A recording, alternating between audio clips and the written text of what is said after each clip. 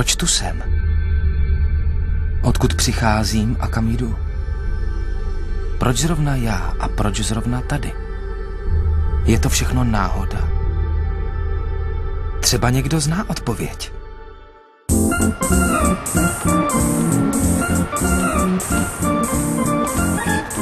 Promiňte, vy. Už jste si někdy položil otázku, kde jste se tu vlastně vzal?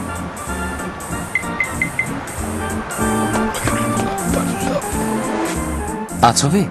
Vy máte ale starosti. Kde na to mám vzít čas? A co ty? A dostanu bonbon. A vy? Hele, to neřeš. A ty? To si mě někdo nakreslil, ne, ty vole. A co vy? To je prosté. Narodil jsem se svým rodičům. Aha. A co oni?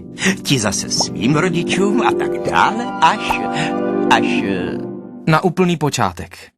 Tak, přes opice až k první buňce. A nebo k Adamovi. Co Adam? Jo, vy myslíte Adama a Evu, Bibli, rajskou zahradu, jablko s hadem, Boha.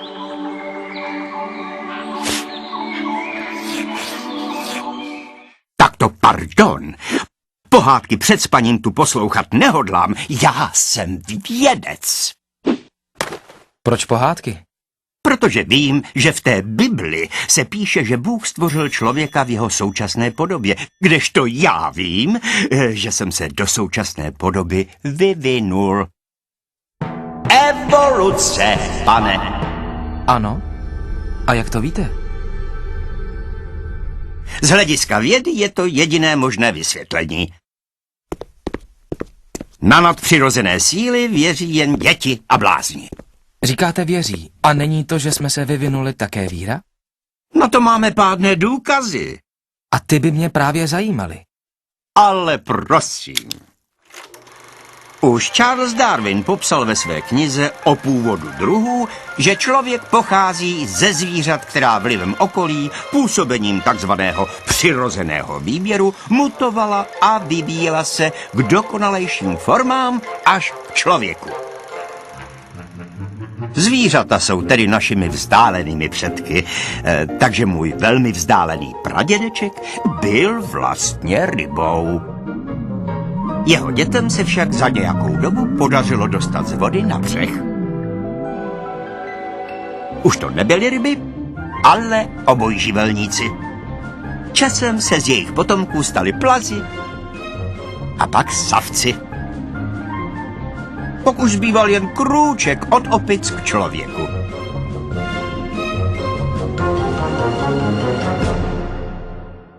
Všechno to samozřejmě trvalo miliony let.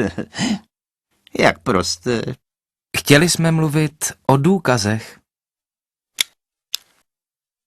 V zemi se nachází spousty zkamenělin koster, neboli fosílií pradávných zvířat, která byla našimi předky. Stačí je jen vykopat. Ano, v zemi je spousta zkamenělin zvířat, ale některá vypadají podobně jako ta dnešní, jiná jsou jen leckdy větší.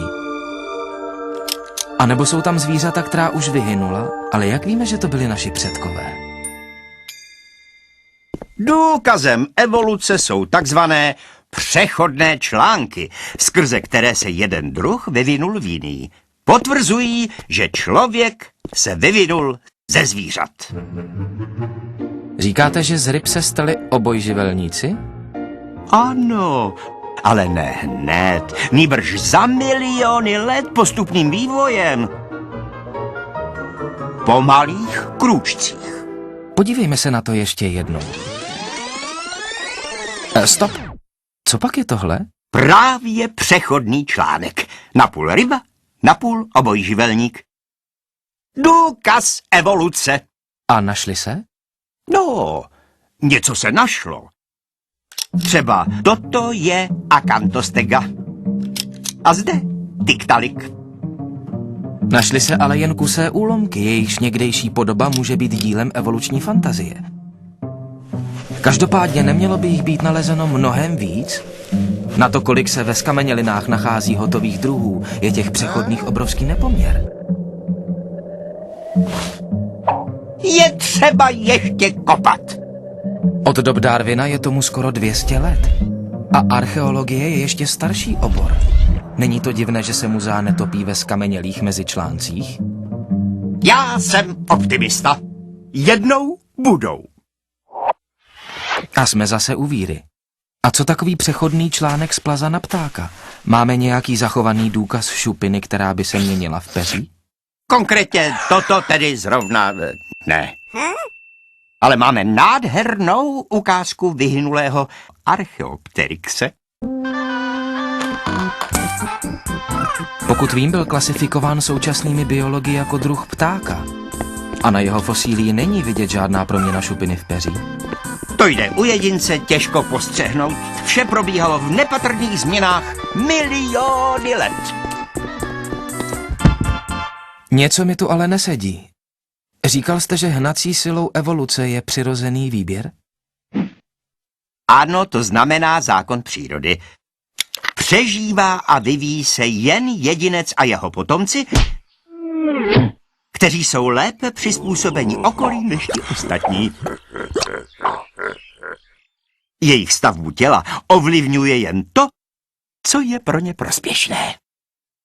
A jak by bylo podle této teorie prospěšné takovému přechodnému článku z plaza na ptáka něco jako z části končetina a z části křídlo? Nestává se právě tato nehotová část těla pro tvora nevýhodou? Těžko by tento ptakoještěr unikal nepříteli, když létat ještě neuměl a utíkat po 4 už mu moc nešlo. Ideální kořist, nezdá se vám? Vidíte to moc černě. A pak, některé orgány a jejich správná funkce je pro určitá zvířata životně důležitá. Například netopír. Aby mohl správně létat a lovit potravu, potřebuje, aby byl jeho sonar plně funkční. Kdyby díky postupnému vývoji jen z části nefungoval, znamenalo by to pro něho smrt.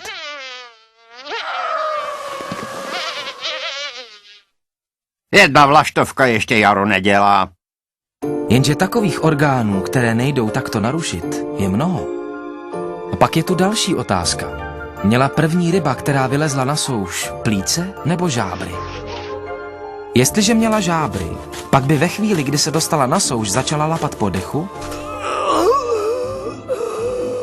a zahynula. Jestliže měla plíce, proč došlo k vývoji plic pod vodou, když je k ničemu nepotřebovala? Vývoj. Postupný vývoj. A miliardy let. A nyní zásadní otázka. Podle vás evoluce stále probíhá?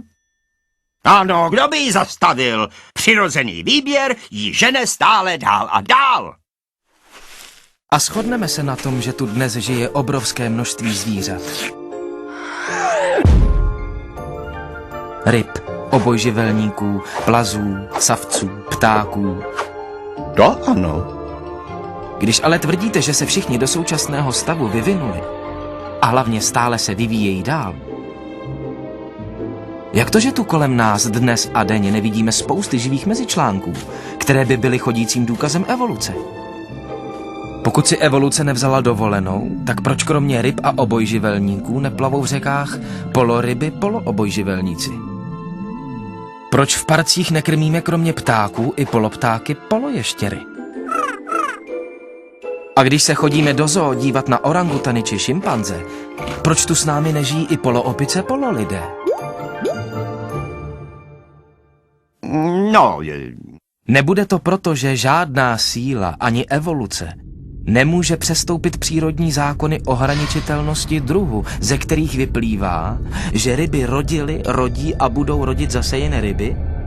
Obojživelníci obojživelníky, ptáci ptáky, savci savce a lidé lidi? no snad si nemyslíte, že mě tím přesvědčíte, že to tu stvořil ten váš Bůh.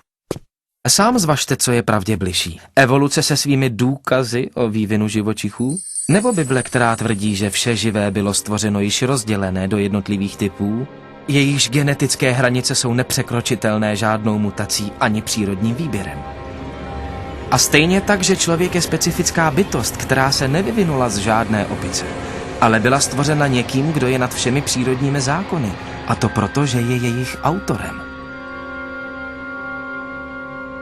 Tomu vážně věříte? No, přijde mi to mnohem pravděpodobnější než vaše víra v evoluci.